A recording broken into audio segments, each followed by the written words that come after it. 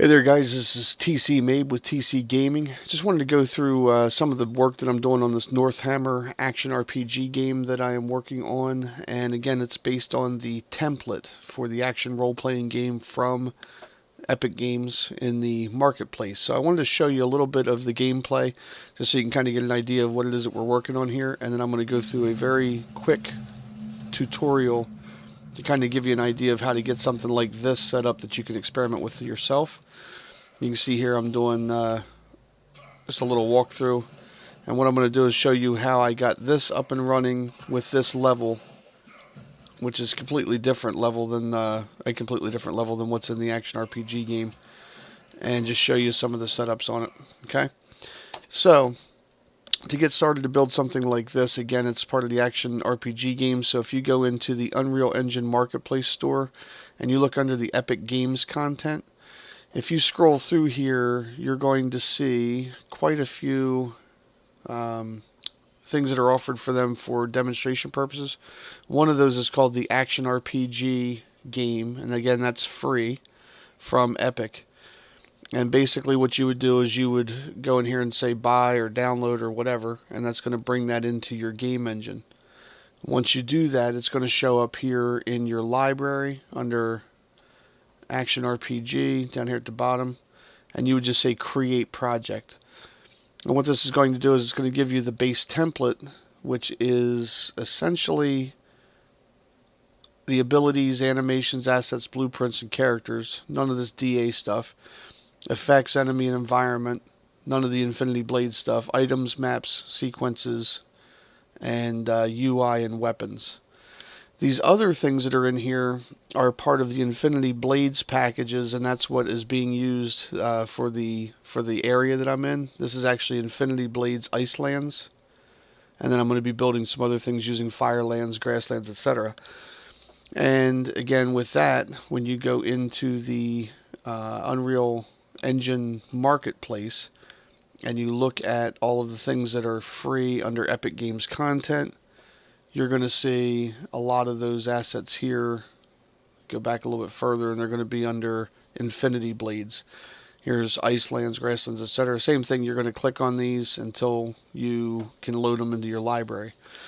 Once you create the Action RPG template, and it shows up here in your package, all you're going to do is go down into your vault and say Infinity down here, and it's going to pull up all your Infinity Blade stuffs, and you're just going to say add to project. Now some of these are not going to be compatible with your project. If you look here, you'll see like this one goes to engine 422, that one goes to 422, this one goes to 422, this one only goes to 420, and it says not compatible with Unreal Engine 4.22.3. But if I were to add this to a project, you would say select the project to add the asset to, and you don't see your project here, you would say show all projects, and now everything would pop up. I would pick, in this case I had put it in my NorthHammer Action RPG, and it says asset not compatible with version 4.22, please select closest alternative version. So you would go in here and pick 4.20, add the project, and everything will be fine. It'll load it in there for you. Okay, now I'm not going to do that because I've already done all of that. And what I wanted to show you instead was another tool that's being used to develop this game. And if you go back into the marketplace, and this is not a free thing, and you can do it without this, but there's a tool in here called Dungeon Architect. And if you look up Dungeon Architect, oh, I misspelled that. If you look up Dungeon Architect right here, this costs $100. It was recently on sale, so I got it at half price, and it's from this dude Code Respawn. He also has a thing called Prefabricator, which is currently free. Definitely recommend you pick up these two plugins. And I know $100 sounds like a lot of money to invest in something, to work on your games. And again, you can do it without having this, but I'm going to show you why it was kind of important for this. Well, let me go into the editor and show you after you install. If you buy the Dungeon Architect and you install that, when you go into Dungeon Architect, there's a website here. So let me go Dungeon, and it should pop that up. Dungeon Architect. If you click on this, It's going to take you into this procedural generator and go and watch the preview for what this thing does. And also, if you look down here, here's the documentation and some user guides and videos. Well, if you go into I think it's under the quick start guide actually. Let me see here. Yeah, it should be under the other one. I clicked on the wrong one. It's actually going to be under the quick start guide. See, it says download content pack. Download the quick start content pack. When you do that, you're going to get a zip file that comes down and has all this stuff in here under content. And all these DAs are for Dungeon Architect. And what I put in mine was the ones for Infinity Blade, Fire, Grass, Ice, and also the one for Soulforge. And that's the other package that you need in here too if you go into the marketplace. That's also a free content pack from Epic. So you would go in here, free Epic Games content. And there's going to be a thing in here called Soulforge. I don't know why that's not doing anything now all of a sudden. Free Epic Games content doesn't pull it up. So we'll just look up Soul Cave. There's Soul Cave. And I have Soul Cave owned and downloaded. Again, we would add all these to our project. Well, when you get done doing that, you're going to have something that looks like this, where you have the gameplay system for the action RPG game with all these other things on top of it. So if I go into Maps, Action RPG Shared Assets, and actually, let me see if I can get into HLOD. One of these has, it's actually in the very, very top level of this, not in the subdirectories. There's a thing here called Action RPG Level. So Action RPG Level is where normally when you start the game, you would go through this and you have the sequence here. And in the first level, if you hit your tab key on your computer, it actually pulls up your inventory and however many souls you've collected, and you can go into the marketplace here and say, I want to equip different weapons. And it'll show you ones that you own and ones that you don't own. And you can put those into your different slots. Well, you can also click this little plus button up here and add souls into your account. Normally you would play the game, you would accumulate souls. You would use souls to buy weapons. You can see over here, this spiked blunt costs 150 souls. Or the Warhammer costs 300 souls. And skills, same thing. You buy different types of attacks. Fireball, Fire Wave, Meteor Shower, Combust. Potions. You have different types of potions we can purchase. And they all cost a certain amount of soul points. Okay? And we get those by killing these little enemy creatures. So what I did is I took this level. And the most important things from this level are my player start,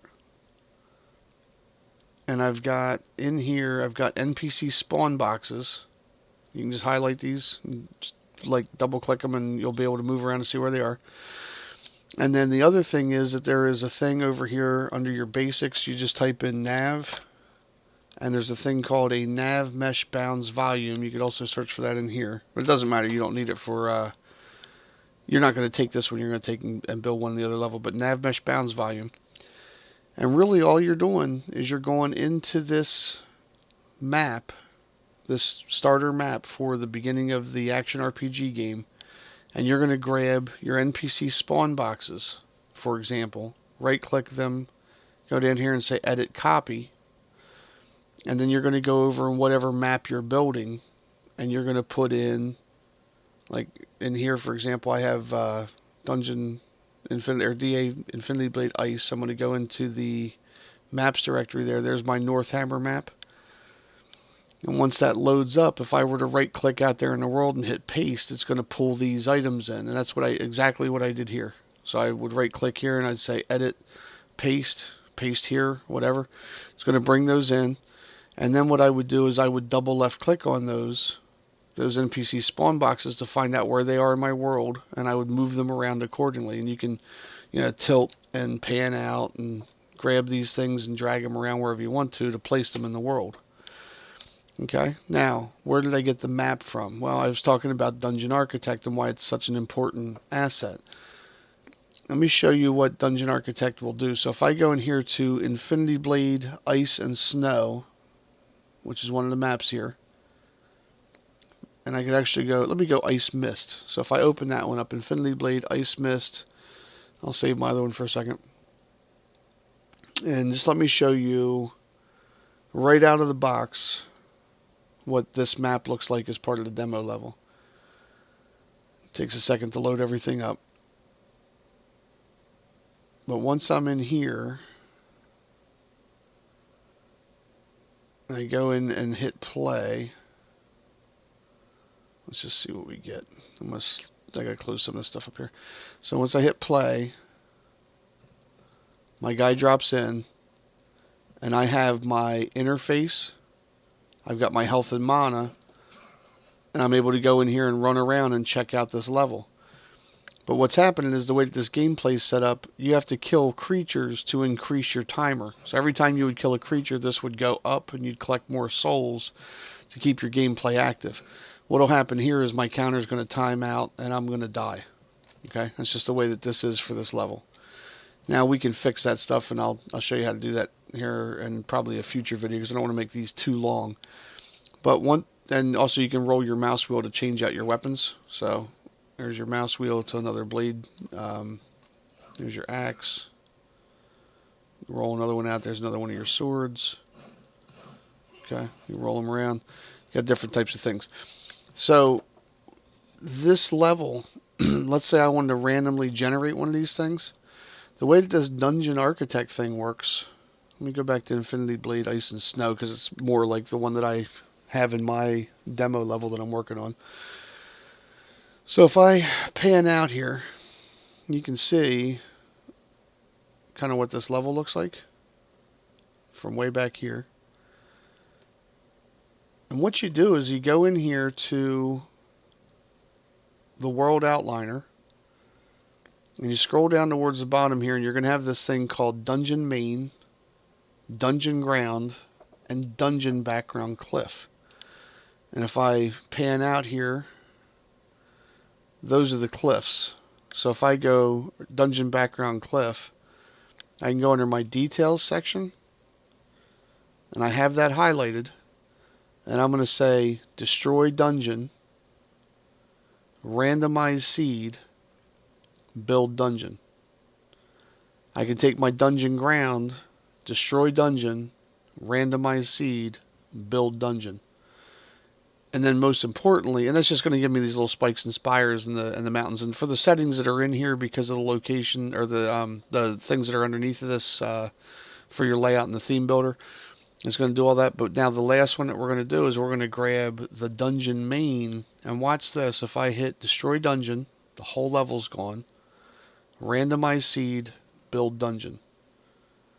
Give it a second. It's going to build me a completely different level or a completely different dungeon setup in there. Okay? And if I don't like that one, Destroy Dungeon, Randomize Seed, Build Dungeon. And wherever this marker is, boom, something completely different. So just within a matter of laying out a couple parameters, and I'm not even changing anything here. I'm just doing the ones that this guy, built as part of his thing. Randomize Seed, Build Dungeon. Now, once I get one that I like, I can, zoom down in here and check it out or whatever. But let's say that I like that. All I'm going to do is take my player start, go down here, take my player start and make sure that it's someplace that I can actually walk around in. So I would probably go in here and set play. Okay, and it's dropping me right there into the world. Okay, and this is what my random dungeon spit out. And again, my mana is calcing down. But I can run around here and just check this out. And let's say that I don't like some of the features in here. I can go in here and literally just, like I was doing anything else with the dungeon, I could grab a hold of this thing and I could fix that or rotate it or whatever. Let's say I spin it around the opposite direction or whatever, When I play, that's how that thing's going to be. See, I spun it around. I think that was the one I moved. But whatever it is, it's going to be the way that I make it. So After you get that set up, again, all you're doing is you're going to go in here and just like right click, edit. I'm going to say paste here. You can see that brought over, you can see them pop in. That brought over my NPC spawn boxes. So if I bring these guys in and put them back on this thing here where I can move them up and down, I can go and find these and make sure that they're in areas where spawning makes sense. Put them over top of ground and things like that inside of the map areas where they can actually get to the character. And when I hit play, now they're going to spawn somewhere around there. I may not be where they are. Where'd they go? I'll have to go find them. Let me make sure that my player starts near where they're at, because I don't know that it is. So there's my NPC spawn boxes, and here's my player start. Okay, so I'm on the other side of where they were. See, there's me. And now we can go... Where's that spawn box at compared to where I was? Spawn box, player start. Looks like it's up some. Yeah, see, there's one of the spawners.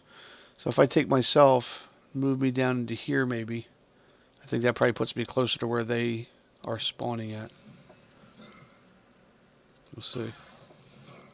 Yeah, so I'm closer now. But here's what you're going to find out. The guy spawns. He's down in the ground too far. I got to move his little spawn box up. So let me go in here and raise him. So he's down in the ground too far. Make sure that see the bottom edge of that box going in and out of the mesh. I want to make sure it's above the mesh. Do the same thing here. Pull this up. Make sure that the bottom of the box is above the mesh. I got the wrong thing there. There we go. Same thing with this one. Bottom of the box is above the mesh. Do the same thing here. And we're going to do the same thing here. Pull that up. Now these guys will spawn again. And there they are. Over this way. Still not quite where they are. But see, now the guy's above ground. But he's not coming to attack me. He wants to, but he can't, right? And the reason he can't move to attack me is because they don't know where they can walk within this level. So all you do is you go out here, you're going to zoom out. I'm just holding in my right mouse button and zooming out here. Or holding in my, my right mouse button and hitting the S key, which is going to zoom me out. And once I get out here kind of far enough, this is probably pretty good so I can see both edges of this. What I'm going to do over here under this is I'm going to type in nav. It's going to give me a nav mesh bounds volume. And I'm going to take that and I'm going to drag it out into the world and drop it right there. That nav mesh bounds volume, if I double click and go down there, I just want to make sure that that thing is sitting right above the ground. And then all I'm going to do is I'm going to zoom back out. I'm going to go in here and I'm going to say scale that. And I'm going to say like maybe 40. Let me go all the way out, zoom out some. I can see right here that 40 only goes that far. See how the line ends? So it looks like maybe more like 60 or 70 would get me a big enough area. So I'm going to say 60. See if 60 did it. And now I'm rolling back a little bit further. 60's close. Let's go 75. And 75 gets me out far enough that way. Let's go 80. Okay, 80's closer. Let's just do 100. 100 definitely covers all that area and most of this area over here. And I can slide this back and forth a little bit until I got it kind of where I want it.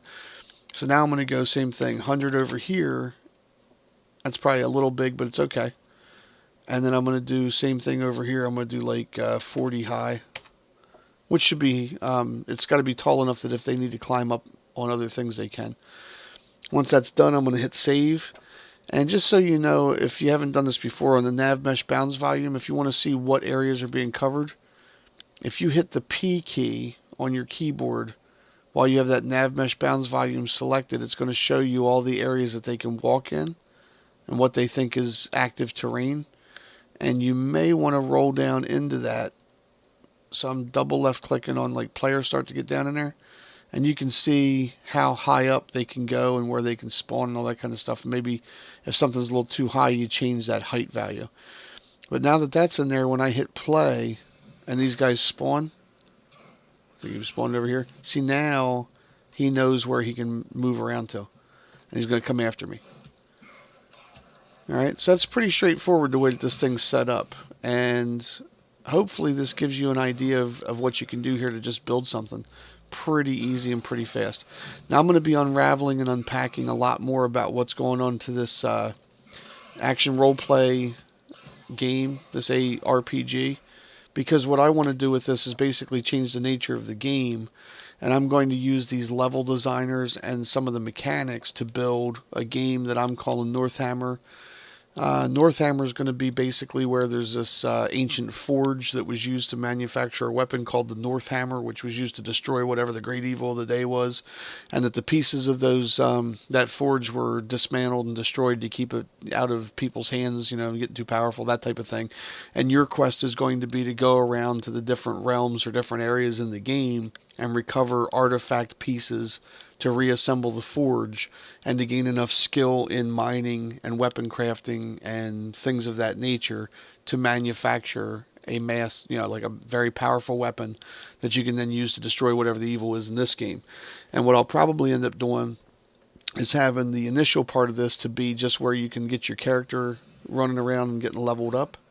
And then I'll continue to build modules and expansion packs and things like that, that your character will be able to play through, and you're going to have the same character, or at least have the ability to have the same character throughout all the different games and the modules that are going to go to this world while it's being built. So it'll be something that, you know, you'll get to experience all these different things through the same character.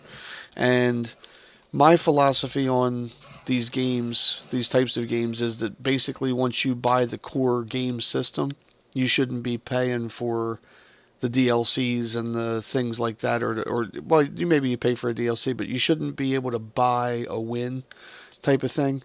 So everything that you're going to be able to get in the game, you're going to be able to get by playing. It's not going to be purchasing packs where you get, you know, bonus this and that and the other thing that you can't get through just good old-fashioned gameplay.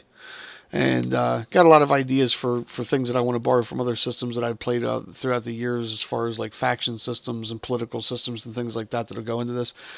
Kind of giving you the background of why I'm choosing this. But NorthHammer, being built on the action role-playing game network, what it's going to do for me is it's going to force me to learn how this thing is set up, because this is the way that you're supposed to basically build these types of things using Unreal Engine. So I really wanted to learn more about this, you know, how they use their data tables. This thing basically tells you whatever type of weapon, if you have default or medium or heavy attack, how much weapon damage gets doled out on that attack.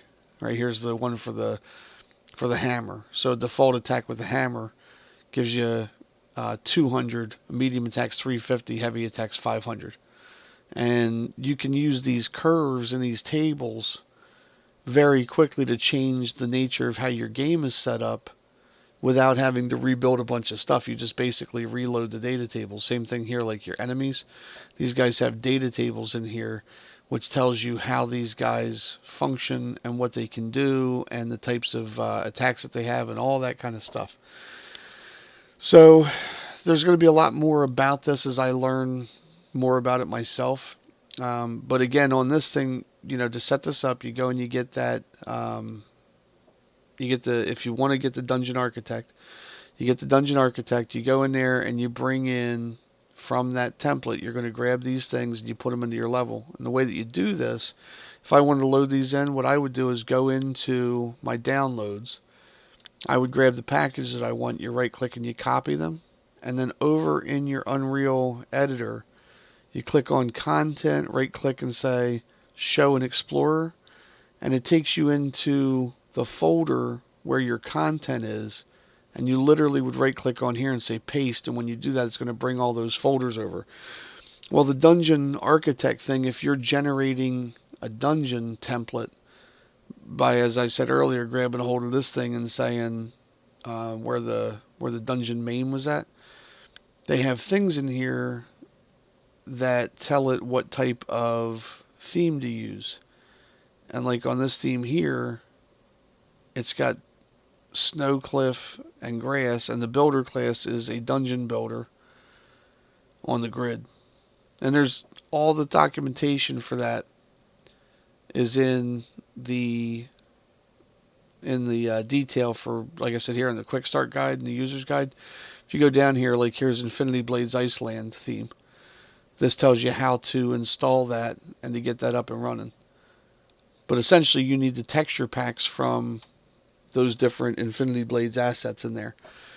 And hopefully that gives you a little bit of a background about what's going on. I know it's not really much of a tutorial per se. It's kind of like an overview of how to get this set up and get it started. And hopefully it helps answer some of your questions. But this was, again, based on a user viewing the video and asked about, me doing some tutorials on how this is all running. And again, as I learn more about the systems that make this up, we're going to get into those things. We're going to get into the blueprints and going in and looking at the player controller and, what exactly is happening here. Or going in and looking at the, like for example in this, we have a thing in here for a blueprint for our player character. And if you go to viewport mesh, there's our guy that's running around. He's using this particular animation class. Well, how do I switch him to look like another character and to still be able to do special attacks and rolls and dodges? That's something I have to go through and figure out. And when I do, I'm going to do tutorials on that. So hopefully this gives you a little bit of background on it, and like I said, get you started. If you have questions, feel free to leave them in the comments below. Like, follow, and subscribe for future content. Again, my name's TC Made with TC Gaming. I'm not a professional educator. I'm not affiliated with Unreal Engine. I'm not affiliated with Dungeon Architect. I don't work for those guys. I'm just another person like you navigating my way through the Unreal Engine assets and trying to figure out how to use them to make games. So drop a like, leave me a question if you have one, and I will try and help you out if I can. Thank you very much for watching, and have a great night.